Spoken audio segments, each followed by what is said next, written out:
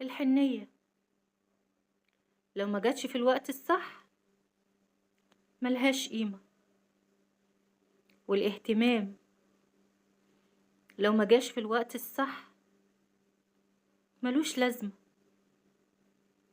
والسندة لو جت متأخرة ملهاش معنى.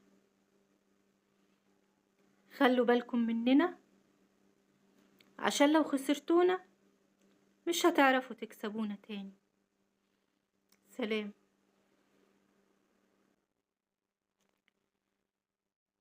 الحنية لو ما جاتش في الوقت الصح ملهاش قيمة، والاهتمام لو ما جاش في الوقت الصح ملوش لازمة،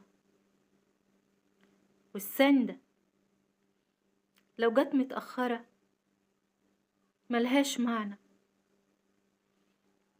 خلوا بالكم مننا